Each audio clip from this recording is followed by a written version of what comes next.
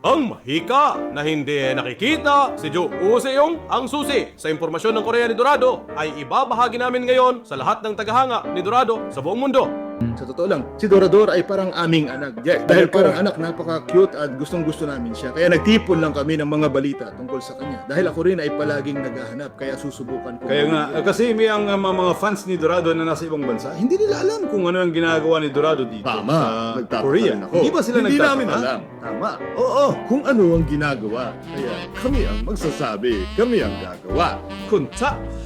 Kung titingnan, ang batas sa mga audition program ay ang nag-iisang nanalo lang ang nakakakuha ng spot. Magkano ang Ngayon, premyo sa unang pwesto? 300 milyon, 300 milyon ang unang pwesto. 300 milyon, Pangalawang pero pwesto, 30 milyon lang. Sa 30 milyon, binigyan lang sila Ganun ng ba kalaki ang parang agwat sofa. sa una? Napakalaki ng Sino ang pagkakaiba. nanalo? Kaya hindi nila alam yon.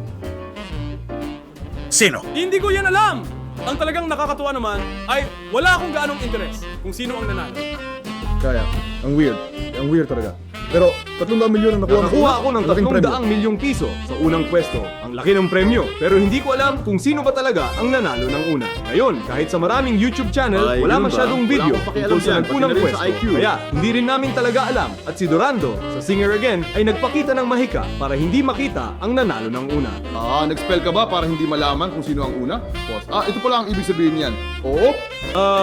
Si Dorato na nagpakawala ng mahika para gawing hindi Tama nakikita ang po. Tama unang po. pwesto. Kasi hindi ko nga alam kung sino si Iri o ang pangalan niya. Pero ang mga tao, si Dorato lang ang kilala. At sa totoo lang, nakita ko na si Iri ng kaunti. Oo, naging Koreano na siya. Pero, sa totoo lang, ilang kanta ng kaibigan na yon ang narinig ko at hindi ako naanto. Ang kanta ay parang kinanta lang sa isang kompetisyon. Pero ang problema ay magaling siyang kumanta. Sabi ko nga, umiyak ako nang marinig ko ang kanta ni Dora. Nanalo ang lalaki. Pero ni isang patak ng luha ay hindi lumabas sa akin. Pwede naman.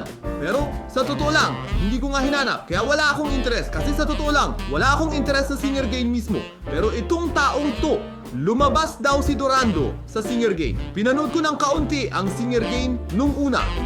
Dahil mga kakilala ko ang lumabas. Sa unang episode, pangalawa, kakilala ko ang lumabas. Kaya pinanood ko. Pero sa ikatlong episode, di ko alam kung sino ang lalabas. Di ko rin alam kung sino ang darating. Pero nang dumating ang ikaapat, wala akong interes. Dahil wala akong kakilala. Pero nagulat ako ng sobra, ako. Pero kung titingnan mo, pati sa Korea ngayon, ang kasikatan ni Dora ay napakataas, di ba? Tama. Marami yan, kahit ako nakakakita. At ngayon, lumalabas na siya sa telebisyon at nagbo-broadcast. Ngayon sa Korea, ang mga Koreano, ang maraming tagahanga sa Korea ay makakapanood niyan, pero sa buong mundo, lalo na ang ating mga Dorado Tama. na nasa Pilipinas. Ang mga tagahanga sa Pilipinas marahil ay hindi pa nila alam. Pause. At marami ring pandaigdigang tagahanga ang nanonood ng programang ito. Kaya ipinapaalam namin sa kanila na si Dorado ay may iba't ibang aktibidad dito sa Korea. Hindi nyo talaga aakalain kung gaano siya kaabala ngayon si Dorado. Kaya ngayon, pagsasamahin ko ang mga balita para ibigay sa inyo ang review ng buhay at aktibidad ni Dorado sa Korea. Kaya, una sa lahat, pumirma si Dorado ng kontrata. Pumirma siya ng kontrata sa isang management company, isang agency contract. Ahensya pala. Kung ganun, ibig mong sabihin, wala ka palang ahensya hanggang ngayon? Ako, dapat pala kami na lang ang gumawa. Aba, totoo ba yan? Wala ka pa rin pala hanggang ngayon? Kung ganun, maganda ba ang ahensya mo ngayon? Kung titingnan mo ngayon, may malalaking ahensya sa ating bansa, di ba? Ay, ang dami. YG, bakit nandyan? YG, marami, ang dami talaga. Ay, ang dami naman. Ako, ang alam ko lang ay ang Ay, may YG BTS, nasa ang ewan. BTS na yun. Hindi namin Hindi ko masyadong sila alam, masyadong ang kilala. Kinontratahan ni Dorado. Ang Music Sa Farm. kanila. Music Farm. Music Farm? Teka, hindi. Sakahan ba yan ng musika? Baka naman parang sakahan ng mga alipin. Hindi po. Hindi. Ang mga awit na kabilang at miyembro rito, talagang napakahuhusay ng mga awit sila. Si Dorado rin, kinanta niya ang awit ng isang mga awit na kabilang. Ang bilang ng... bang ganon? Ay si Kim Dong-ryul pala yan? Si Kim Dong-ryul ay may ahensya rin dito. Doon papasok. Doon siya kumanta. Doon niya kinanta. Ang kanta ni Kim Dong-ryul. Kaya na-scout siya, ba? Pang babanggitin. Si Lee Jack. Magaling si Lee Jack. Alam naman natin, napakagaling niyang kumanta. Diba? At syempre, nandun din si John Park. Kaya malinaw na, hindi ito isang ahensya na nakatuon lang sa mga idol. Oo nga, may musikalidad. Ito ay para lang sa mga taong may kakayahang magsulat ng liriko at mag-compose ng musika. Tama. Ibig sabihin, si Dorando ay lubos na kinilala sa musika maging sa Korea. Naiintindihan ko na. Talagang dapat bigyan ng palakpak. Dapat bigyan ng palakpak. Wow! Ang music farm ng ating bansa. Isang music farm. Isang music farm talaga. Awit bukid. Kaya ngayon, pagpasok ko rito, naglabas ako ng single at musika. May ang kanta ka nilabas na? ko ay isang single album. Alam mo ba? Isang single album ang Inilabas na ba aking nila? nilabas. Bakit? Bakit naman? Bakit ba? On My Way. Ha? Hindi ba kinanta mo na yan noon pa? Kinanta mo na ang On My Way, di ba? Single ba yung kantang yan? Bagong Ito labas ay isang ba yan? single. Oo, ang inilabas lupit na. naman. Kaya ngayon, mula sa aming music farm, ang aming Dorado sa hinaharap, hindi lang sa Korea, kundi pati na rin sa ibang bansa, ay makikilala ng mas marami pang tagahanga. Sana maging ganong pagkakataon ito. Napakaganda ng kinalabasan.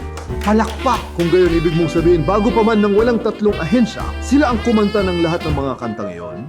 Hindi ko rin talaga masyadong alam yan. Kamakailan lang talagang naghalungkat ako ng mga balita tungkol sa music farm namin. Yung ahensya na may mga artistang napakagaling yung sa homepage? musika. Music Farm. Search ko ba ang nyo Music Farm? i-search. Naintindihan ko. Pupuntahan ko rin po. Music Farm. At ang pangalawang balita naman ay, Ano naman ang pangalawa? maraming Koreanong variety show, di ba? Marami nga. Sa mga yan, may ilang programa na kailangan mo munang sumikat bago ka makalabas. Kabilang dito, ngayong pagkakataon, ang Knowing Bros na. Ay, Knowing Bros! Sa YouTube ni Kang Hodong ko yung pinapanood. Hindi ko pa talaga napapanood ang broadcast ni Kang Hodong. Pero sa YouTube, ang daming sikat na tao ang lumalabas. Na lumabas sila sa Singer Game. Ngayong pagkakataon, lahat sila lumabas. Kaya si Dora Doro, kumanta rin doon. Sobrang nakakatawa si Gold, ay nakakatawa. Kahit doon, mas sikat si Dora Doro. Mula sa pangalan hanggang dito, lahat sila lumabas. Pero doon, si Dora Doro pa rin ang pinakasikat. Sa totoo lang. Ay, may nalaman akong bago kamakailan. Ang sabi mo, Dorado Dati Gold yan, daw teka, yun, Mr. di Kim. ba? Tapos G, Gold daw. Pero yung parte na, yan, alam ko na. Ang hindi ko lang alam na ang El Dorado pala ang tinutukoy mo. El Dorado pala. Ito ay isang napaka-popular na kasabihan. Kaya pala, ang Dorado. Ang El Dorado pala ang kwento. Akala ko El Dorado. Hindi pala, El Dorado pala. Oo, tama. Napakagaling na impormasyon. Di ba? Ang El Dorado, hindi pala talaga iyon ang tunay na El Dorado na inaasahan. El Dorado! Ito ang El Dorado. Hindi po. El Dorado po. Hindi ko alam kung paano ko nagawa. Hindi ko rin talaga alam niya. Ngayon ko lang din nalaman ba't lumabas siya sa Knowing Bros at doon din siya kumanta at doon din napakahusay niya magsalita ng Korean, yung nasa Knowing Bros na palabas. May buong episode ba ng Unknowing Bros? Sa YouTube, Nandun yan. lang. Gusto ko yung Gupitin, mga gupitin. cut, wala Nagupit na ako. Wala nang ibang dapat panoorin. Kaya nga, di ba? Ang mga tagahanga natin sa ibang bansa, hindi nila alam yan. At mahirap sige, din para sa sa pamamagitan kanila ng link? na hanapin. Kapag natapos ninyo na itong video na ito, pagsasama-samahin namin ang lahat ng mga aktibidad ni Dorado na lumabas sa mga balitang ibinabahagi namin ngayon. At mag-a-upload kami ng isa pang video. At doon, lalagyan din namin ng English title para sa inyo. Aha. Ang sa atin pala Pinapanood yan? nyo ito. At pati na rin ang napakagaling. sabi. Napakagaling Yung mga talaga. balita na pinag-usapan natin dito ngayon. Ang paglabas ni Dorador sa programang Knowing Bros. At pagkatapos niyan, mayroon pa tayong iba pang balita. Englishin ba natin? Pero ngayon, si Dorado, ang iba't ibang programa rin natin, Ang Knowing Bros, nakakatuwa talaga. Mga sikat lang ang lumalabas. Doon, naglaro rin kami ng paghipan ng mga kandila. Talagang Ay, naku. napakasaya kami doon. Kaya ngayon, ang Doraedo natin ay patuloy na lalabas sa iba't ibang Korean variety shows. Si Kang Hodong ang pinakasikat na host. Hindi ka makakaalis doon kung di ka sikat. Makakakaalis lang kung sikat. Mas mabuti sana kung ako lang. Pero doon, hindi sila lumalabas ng mag-isa. Kahit dalawa o tatlo ang lumalabas. Ang programang yon, sa ngayon, pagkatapos ng Singing Again, hindi magtatagal. Sa JTBC pala ang Singer Gain. Oo, kaya sa Singer Gain, mula Iri hanggang Medi, sabay-sabay silang lumabas ng maramihan. Pero ang mahalaga, si Dorado ang pinakakapansin-pansin dito. Oo nga. Ang pangalan palang Ginto na. At lahat ng mga panelists doon ay puro Dorado lang. Ito, ako rin. Sisiguraduhin kong suriin ito ng maigi at titingnan ko ulit. panoorin niyo po talaga. At si Dorando, opo, National Tour. National Tour sa Korea. Ngayon, magsisimula na ang National Tour Concert. Hindi lang si Dorando ang mag-isang aalis. Singer Gain 4. Lahat ng mga awit na lumabas Kasama dito pala. magkasama. Ito ay magsisimula sa Seoul, pupunta rin sa Incheon, Daegu, Busan, mga malalaking lungsod lang, o mula Pebrero 12 hanggang 15. Malapit na ang Pebrero 11-15. Hindi na ganong marami ang natitira. Si Dorado na naman. Ang sariling concert. Magkaroon ng solo concert. Hindi lang naiintindihan. pala sa pagkanta, nagpapakita ng galing si Dorado. Ang puso mo ay talagang parang ganun? Oo. Kaya nagbigay sila sa ating bansa. Ang natanggap niya si Dorada, oo, nakakuha ng 30 milyong won. Sa 30 milyong won na nakuha niya, 3 milyon doon sa ating bansa bilang ikapo. Tama nga, Dosong. Si Dorado bilang leader ng pagbabahagi ng Fruit of Love, bigay ng 3 milyong won. Napakalaking pera. Tama. Kahit Koreano, di kaya. Ang pagdodonate ng 3 milyong won ay talagang napakalaking bagay. May mga nagsasabing bahagi lang yan ng napanalunan, kaya natural lang daw. Sino ba ang nagbibigay ng donasyon mula sa napanalunang premyo? Gaano ba kahirap ang magbigay ng donasyon? Hindi ko nakita sa balita kung ang nakakuha ng 300 million ay number 1. Kapag may malaking pera ka, malaking halaga, hindi madaling ibahagi o ibigay sa iba. Kailangan mo talagang pag-isipan at pagdesisyonan yan. Hindi naman yan perang basta mo lang nakuha. Pinaghirapan mo yan o galing sa pinagpaguran mo. Ang pinagsikapan niya. Ang pagbibigay ng pinaghirapan ay talagang napakahirap na bagay. May mga magsasabi na, hindi ba dapat 30 milyong won ang halaga? Pero huwag na kayong magsalita ng walang saysay. Kayo na nga ang walang naiaambag ni piso. Ang 3 milyong won ay talagang napakahirap na ibigay. Yan ay isang Una, si napakalaking Dorado bagay. ay 21 taong gulang pa lang ngayon, pero mayroon siyang ganito kalalim na puso. At saka, ang pagiging miyembro niya sa Korea bilang isang leader ng pagbabahagi ng bunga ng pag-ibig ay talagang kahanga-hanga. Ay, talaga to. Hindi ito magagawa ng kung sino lang. Yung, ano ba yun, ang pagtanggap ng pera at pag-donate. Hindi ito madaling gawain niya at talagang malaking bagay ang nagawa nila. Tama po. At saka, ang pangalan ng ating programa ay Isang Gabing Nagningning ang mga bituin o Byul Ibit na Dion Bam-e. Pero alam nyo ba, mula pa nung bata tayo, mayroon ng radio program sa Korea na tinatawag na Isang Gabing Nagningning ang mga bituin o Byul Ibit na Dion Bam-e sa loob ng ilang dekada. Hanggang ngayon ay umiiri pa rin ito. Doon siya lumabas. Doon siya nag-guest. lalabas din ba ito sa gabing sumikat ang ating bituin? Dapat lumabas. Baka ahensya natin. Hindi pa ba ito nakatakda pa rin? Sa Starry Night lang lumabas, pero sa Shining Night ay hindi pa. Hindi pa rin lumalabas. Meron ba rito? Baka may kinatawan ng Miji? Kung sakaling nanonood kayo ng palabas na ito, global ito para sa atin. Ganito na tayo ngayon. Hindi mo na kailangan pumunta ng personal. Pwede ang remote. nating puntahan. Puntahan mo. Dapat mong puntahan. Sige, lumabas ka sa gabing nagniningning ang mga bituin. Pero sa gabing nagniningning ang mga bituin, ang DJ ay si Kimina. Yeah, ang lyricist. Ngayon sa Singer Gang din, may babaeng lumabas doon bilang hurado. Siya ba? Siya ba ay dati ring radio DJ? Weekend po, hindi ko alam kung nag-DJ pa rin sila doon. Pero dati DJ sila, ngayon may ilang lumabas ulit. Sa Singer Game pa nga mula sa first place, may ilang lumabas. Ang totoo, kami lang dapat ang kakanta ng Dorando, pero dahil hindi maganda kung mag-isa, kaya sabay na kami. Natawag na ba lahat? Pagkatapos tawagin lahat mula sa unang pwesto hanggang sa ilang grupo ang tinawag. Tapos si Dorado ay kumanta ulit doon. Ay, wala bang tugtugin para diyan? Ay, Inihanda ko na ang lahat. Kapag napanood nyo na itong video, ay may kasunod na isa pang video kung saan ako'y kasama ng mga kasama ko at ni Kim Iana at nag-uusap kami. Doon din, lahat sila ay nagtatanong ng ganoon, paano mo nagawa ang trabahong ito? Kahit na si Kim Iana ay isa sa mga hurado noon. Binigyan ko ng perpektong marka, pero parang hindi binigyan ng audience. Tama. Basta, yung behind the scenes, ang kwento sa likod ay doon lumabas. Doon ni kinanta ang kanta, ang Sewori Gamyon. Sa paglipas ng napakaraming panahon, Ginawa ko yan.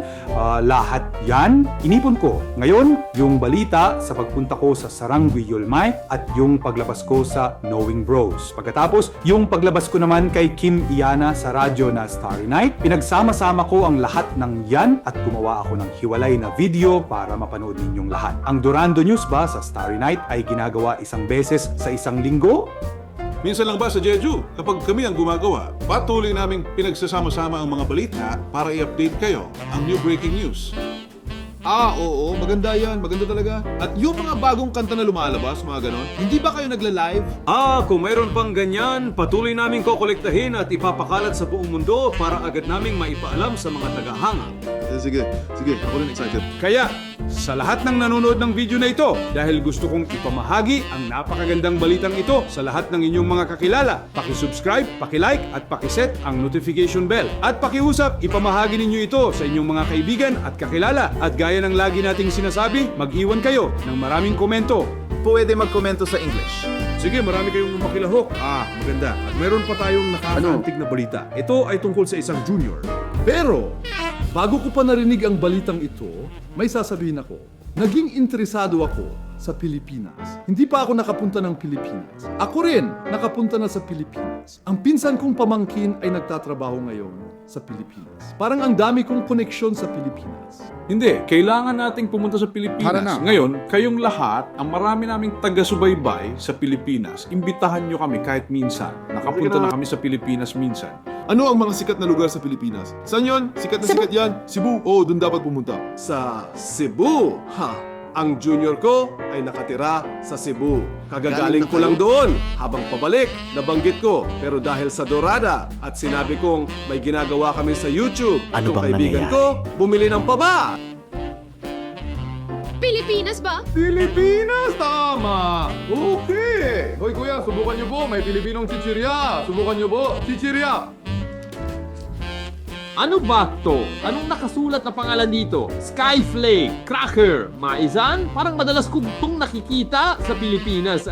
Cham cracker. Lasang cham cracker talaga. Ang cham cracker ay mas malutong kaysa rito, pero itong isang to ay mas malinamnam, ang cham cracker ay maalat. Masarap nga. Ito ay hindi naman maalat. Kung lalagyan ko ng banana jam dito at kakainin, masarap to. Sandali. Kung pahiran ko ng peanut butter dito, masarap to. Mabuti sa katawan ng peanut butter. Talagang gusto ko ang peanut butter. Kumusta? Mas masarap pala to. Ang sarap. Ito, Speedy. Masarap to. Ito ang paborito kong peanut butter. Pero, alam mo, masarap na talaga to. Mangga, mga candy ng mangga. Pero ito ay mangga na walang buto. Walang buto. Talagang lasang mangga ito. Boss, nakasulat dito. Diamond food pala. Ito'y susubukan nating kainin din pagpunta sa Pilipinas. Ngayon, ang magagandang balitang ito ay ibahagi ninyo sa marami-rami sa Talaga? inyong paligid. Ibahagi ninyo ang video na ito sa maraming tao sa paligid ninyo upang ang ating Dorado ay mas maging sikat sa buong mundo. Kami rin ay gaganap bilang tagapagpauna sa pagpapakilala ng Dorado mula sa Korea. Kung may ganitong audio, bibili rin ako.